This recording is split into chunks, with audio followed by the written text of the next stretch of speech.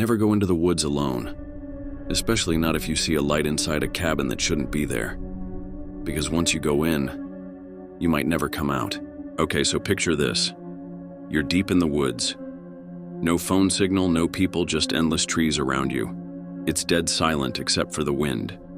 You're hiking, maybe camping, maybe just trying to clear your head. Then, as the sun starts to set, you see it. A light. A small flickering light in the distance. You think maybe it's a ranger station or another camper. But when you get closer, you realize there's no car, no trail, no sign that anyone should be out here. Just a small, crooked cabin with a light in the window. And the second you step closer, everything changes. That's what happened to Ryan. He wasn't some random horror junkie. He didn't go looking for trouble. He was just a guy trying to take a break. He wanted silence, peace, space from everything. So he booked a remote cabin for a weekend getaway. One of those no Wi-Fi, no distractions types you find deep in the woods online. The listing looked fine. It was cheap, it had okay reviews, and the pictures were normal. Just 4 wooden walls, a fireplace, and a trail behind it. But there was one thing the listing didn't mention. The cabin wasn't empty, not really. Ryan got there around 4 p.m. on a Friday. He parked at the edge of a gravel path and walked the last quarter mile through trees that felt like they were leaning in just a little too close. It was late fall, gray skies, leaves crunching, cold air biting at his cheeks. By the time he saw the roof of the cabin through the trees, he was already regretting the trip.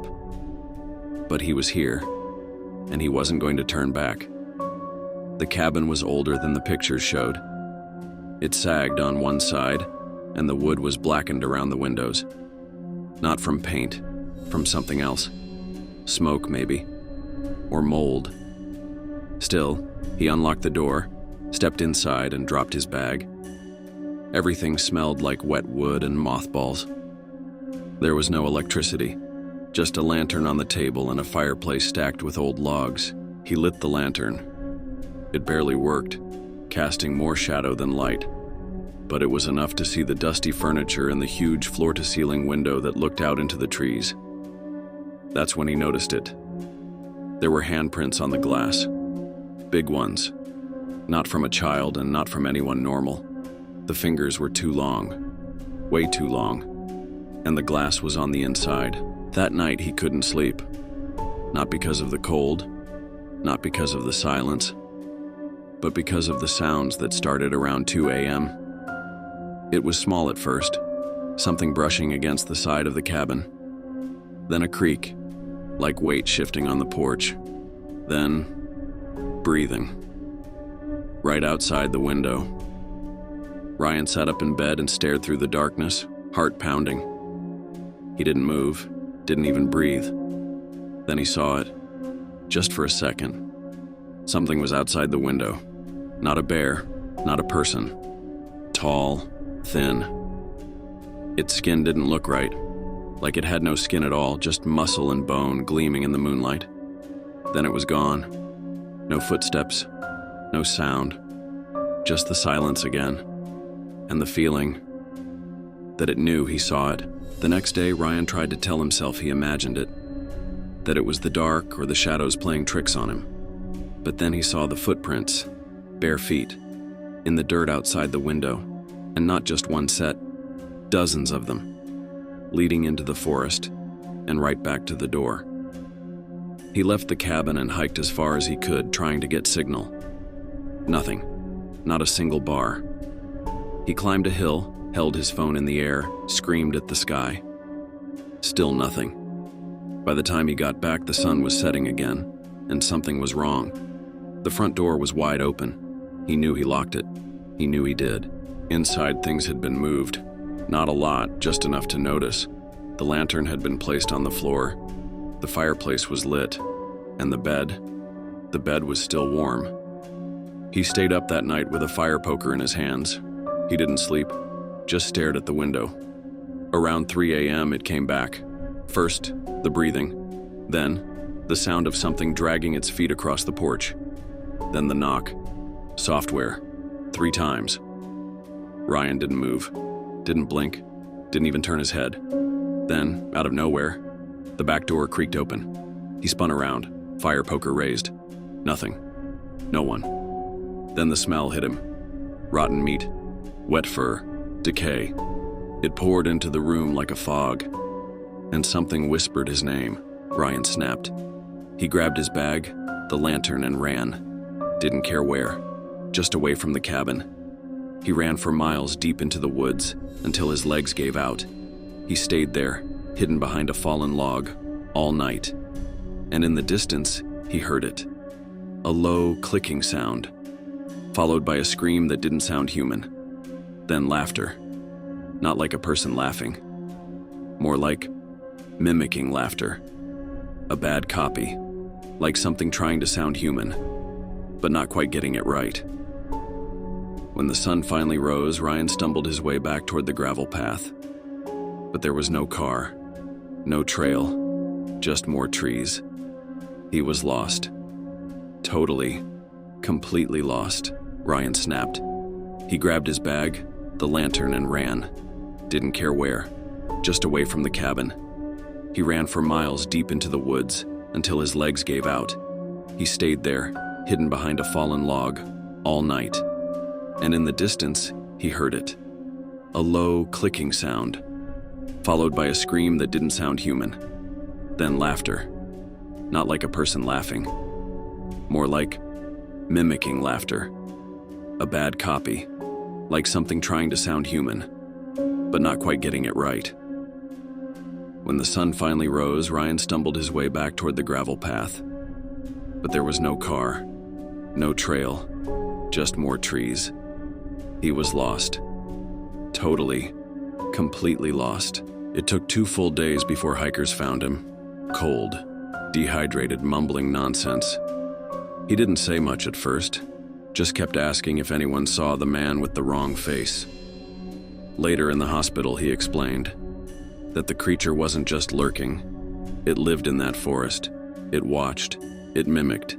It used the cabin to lure people in. And he said it told him he wasn't the first, and he wouldn't be the last. When search teams went back to the spot on the GPS where Ryan swore the cabin was, they found nothing. No building, no path, just trees. And deep in the dirt, a single lantern, cracked and still warm. Story 2. My brother's room has been locked for 7 years. I was 13 when he disappeared. He was 15. One day he was just gone. No calls, no note, no police tape, just silence. Our parents didn't talk about it. They never filed a report. They never said the word missing. They just locked his bedroom door and told me, "Don't go in there." So I didn't, not for 7 years. I moved out at 18. I didn't look back. But last month my mum called. She said my dad had a stroke. She didn't sound upset, just tired, like she'd been carrying something heavy for too long. I came home the next day. The house was smaller than I remembered. The air felt thicker. The wallpaper had started to peel, and something smelled like it had been wet for a long time. But the door to my brother's room, still locked, still completely untouched. Same chipped white paint, same brass handle with a sticky spot where the varnish had peeled. I asked my mom if I could go in. She said no. I asked why. She said, because he's still in there. I thought she meant mentally, like a shrine, a memorial. She's always been a little disconnected. But later that night, I walked past the hallway to get a glass of water, and I heard something, a soft creak, wood shifting, a breath coming from the other side of that door. I stood there, holding my breath, waiting to hear it again. And then I saw it, a shadow under the door. It moved. I turned on the hallway light and it was gone. I didn't say anything the next day, just watched my mom. She moved like a ghost, quiet, slow, always avoiding the hallway. I started noticing weird things.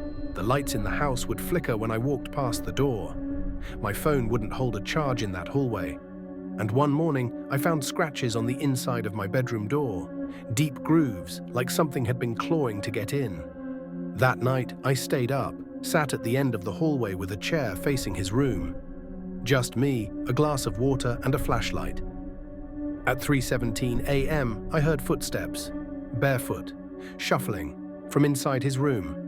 I stood, the handle turned, but the door didn't open. Instead, something slipped out from underneath. A piece of paper, folded, worn. I picked it up. It was a page from a journal, my brother's handwriting. I recognized the messy scrawl, the half-printed letters. It just said, "He won't let me sleep anymore." And under that, scribbled in the corner, "Don't trust their faces." I didn't sleep. I didn't even move. I waited for the sun to rise, then went straight to the basement. That's where my dad kept the keys. He never let me touch them as a kid. But he wasn't here now. I opened the little metal lockbox and pulled out the ring. There were 12 keys. One of them had a little piece of red thread tied to it. I knew. I walked back upstairs. Every floorboard creaked louder than it should have. Every shadow felt just a little bit wrong. When I reached the door, I hesitated. My hand was shaking, then I unlocked it. The room was normal, completely untouched, like he'd just gone to school that morning. The bed was still made, posters on the wall, shelves of old books, a crusted-over plate of food on the desk, long fossilized into something unrecognizable. And on the nightstand, the rest of the journal. I sat on the edge of the bed and read. The first few entries were ordinary, school stuff, friends, games. Then it got darker. He started writing about dreams. There's something in the wall. When I close my eyes, I feel it move closer. It knows my name now. Then came the drawings, things with too many limbs, blank faces with mouths where their eyes should be, shapes that looked like our parents, but twisted, stretched, unblinking. And then this line. They've been feeding it through me. I dropped the book. That's when I noticed something. The mirror on the wall. It didn't reflect the room correctly. The posters were in the wrong place. The bed looked older. And in the reflection, I wasn't sitting. I was standing, staring at myself, smiling. I ran, locked the door behind me, put the key back, tried to pretend I never opened it. But it didn't matter, because now the door opens on its own. Every night, a little wider. I see shadows in the mirror, movement in my peripheral vision, and last night, my mum called me by the wrong name. She called me his name. The mirror in the hallway has changed. My reflection lingers when I move. It smiles when I don't. And once I saw two of me standing behind my mother in the kitchen, watching, not moving. I found another page from the journal last night. It was pinned to my pillow. It said, "He watches from inside now. The door doesn't lead to the room. It leads to us." I don't know what that means, but I keep dreaming of the closet, the one in my room. I remember my brother locking himself in there once when we were kids. He cried and said something was whispering to him from the inside. I opened it this morning. There was nothing inside, except teeth. Tiny ones, human. My mom won't answer the door anymore. I hear her talking to herself. Sometimes she says his name, sometimes she says mine. Sometimes she just repeats the same thing. We needed another. We needed another. I think they gave me to it. Or maybe I gave me to it. I'm not sure which version of me is still here. Last night I heard the doorknob to my brother's room turn again. I didn't go check, because I was already in there, sleeping, and I watched myself walk away through the mirror. Today the mirror is gone, the door is gone, but the house feels fuller, like there are more of us now. I can hear breathing through the vents, laughter under the floor, and when I blink, sometimes I wake up in a room that's not mine. There are memories I don't remember having. A name in my mouth that tastes unfamiliar. I hear my own voice coming from the walls. This morning, I found my old toy train in the hallway. But I never had a train set. I picked it up. My name was carved into the side, but not the name I go by. His name. I think the house is remembering him, rebuilding him. And every time I sleep, I wake up closer to who he was, or what he became. I tried to burn the journal. The fire wouldn't catch. The pages screamed, not loudly, but I heard it in my bones. A high-pitched ringing that didn't stop until I threw it in the freezer. There's a new door now, in the basement. It wasn't there before. It's small, child-sized, covered in old wallpaper and hidden behind the boiler. Every night at 3:17, I hear it creak open, and something crawls out. I haven't seen it yet, but I smell it. Damp earth, rotten leaves, cold metal. I think it's wearing my brother's skin, or maybe it never took it off. I left the house once, just once, to get help, but every road turned back on itself. The gas station at the end of our street was boarded up, even though I just filled my tank there last week. A woman with no eyes told me to go home. I did. Tonight I'm going to open the door again. Not the one upstairs, the one in the basement. I think I have to, because now when I look in the mirror, I see someone else sleeping in my bed.